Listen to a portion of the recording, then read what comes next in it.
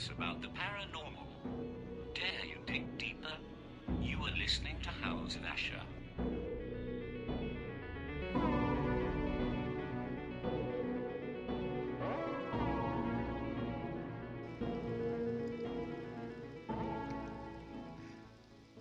Hello, and welcome back to this sandwich, a little fun-sized episode of House of Asher. Hope everybody's well. We are doing this the 19th of June. It is already scorching hot here in Western Kentucky, which is where I am located. I should probably also say you may be hearing this on Spreaker, you may be hearing this on iTunes, you may be hearing this on a myriad of different things, but it's also on our home station here of YouTube at House of Asher Podcast, and you can look that up. Feel free to check it out. Beyond a podcaster, I also do writing and researching and all that you can look up under Steve Asher Studio online. So, what I was going to talk to you about, and you may notice there is a bit of a hum of air conditioning. It's hot here, folks. It's already up in the 80s, and it is just too darn scorching to sit here and sweat all over my equipment, and just not going to happen. So, hopefully you can deal with it. I was going to talk to you guys about something kind of weird.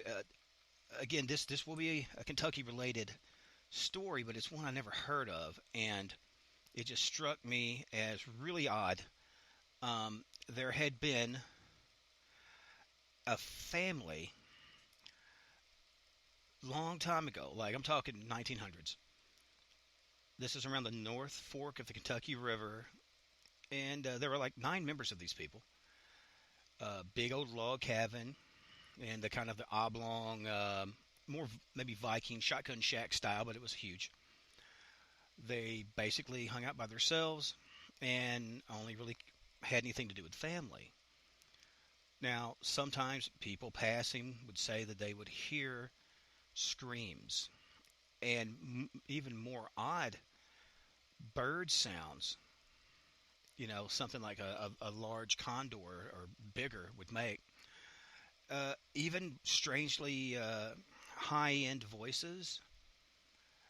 Just, it has made no sense. You know, sounds like people were being beat.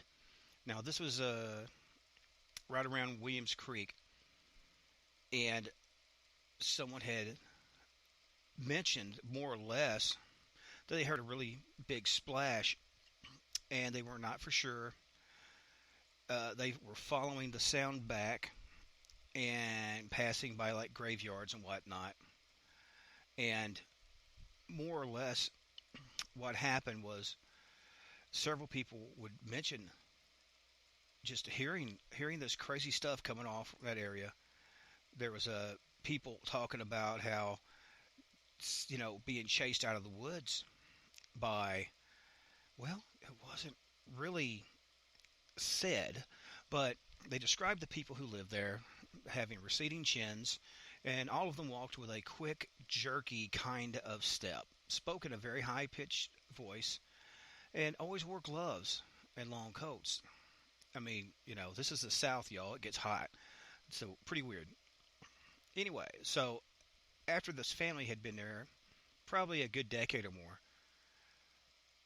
they come to check out their farm. Now, understand, I call it a farm in the most basic sense because it didn't look like they did much with animals. It didn't look like they did much farming. And what's really even weirder than that, finding these about 50 men, they formed and they went there looking into the backyards, and they started looking, you know, all around, really checking out the side roads. And basically the next morning, that were investigating the graveyard. They opened up about 20 graves and found small human skeletons. The skeletons revealed a very, very weird thing to them. Each had large, extra bones running along the shoulders and down, which would indicate that the bodies, you know, while appearing human, you know, had some extra element to it. The bones were hollow, like those of a bird. Humans, have marrow in them. And basically, they're like, what kind of creatures are these? What in God's name? Well, it was not long that there would be attacks coming toward the people or the place where they were going after them, and more or less the families, after being supposedly sighted without the coats, without the gloves, without that, having talon-like hands, talon-like feet, and some said a bird wing, some said a bat wing, could have been dark-winged duck. I don't know who it was, but they did describe it as very menacing and very scary. Think of something like, kind of like Mothman-ish or gargoyle-ish. Is that a word? It is now. But basically what happened there was they were kind of shown to be something else. Some people even contemplated, could they be an alien species or some sort of hybrid that was planted there to kind of interact with humans and whatnot. No one really knew for sure, because shortly after that the family vanished. More information come out. People were talking about when they did visit to the small mountain cities for supplies and whatnot. Again, if they didn't have a long jacket and gloves on, they would have heavier, not so much like parkas, but like a heavier leather type coat, where it appeared like they had humps on their backs. Now, in hindsight, this could have been the upper part of the bones of, I guess, wings. It could have been some birth defect. It was never shown for sure. Now, as far as I know, none of the bodies, nothing was ever taken to be checked out. Nothing was ever, photographed or anything like that. So that more or less became a story for the ages. Now, I come across this story doing some research, and I actually had a signing at the Cat's Tail in Princeton, Kentucky, and a gentleman come up, and he was telling me about these interactions. We were talking about the Thunderbirds and David Domine, and who writes a lot of stuff about Louisville and the old kind of the old Louisville, as I'd call it, kind of the French Quarter.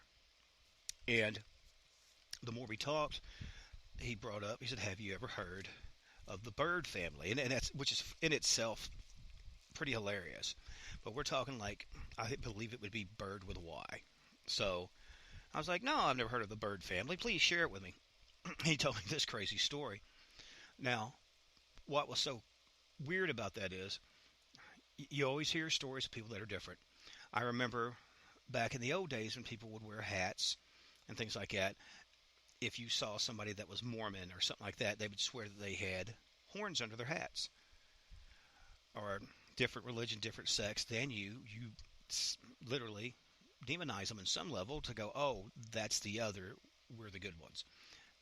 Regardless, it was very strange that the family wasn't seen after that. I don't know if they still had any family or distant family there. They don't seem to talk about it much. What I do know is this is an almost unreported story. This is very, very tucked back into the mountains kind of situation, which again I took surprise. I was really taken aback, because I thought I heard most stories out of the mountains, and I just haven't. I like being surprised like that. That's a fun part of it, is that when you can do that thing and you come across something that is just super friggin' weird. I had wrote about a family in my Curious Counties of Kentucky, books 1 and 2, that were more or less a sect of religious fanatics who murdered their grandmother, sacrificed her to, I assume God. I don't know what it was. Maybe it was some sort of, not necessarily good, not necessarily evil, but that definitely sounds like an evil deed for sure. And these people ended up going to prison. But Never would have thought that one of the earliest cult killings was here in Kentucky. Obviously, you got Charles Manson. Obviously, you got Roderick Farrell, which I would love to do a story on Roderick Farrell soon. If you guys are interested in it, let me know. You can always reach me uh, at Yahoo. This is all lowercase and together. ILASHERS. That's Eyelashes at yahoo.com. And if you got some cool locations to talk about, to investigate, or even to research and do a story on, let me know. Because for me, that's half the fun, is learning something new. Of course, everybody knows different spots throughout here. Penhurst Penitentiary, all these places that are haunted are places that supposedly have weird activity. But when I get my teeth into something that's, man, like virgin soil, that they've never looked on, never tried it through, it's not been hyped up to death by some of these adventure shows and whatever, Travel Channel. I don't know, man. It gets me. It swings, Daddy. It sends me, Daddy-o. So there's that. Was going to say too, I am looking to do some more conventions. So also, if you guys are out there, I've been doing speaking engagements for a few years now. If you guys need someone at your historical society, at whatever, at your lecture hall at college, I'm your man. So let me know. And yes, I did just assume my gender. But I will say this for now.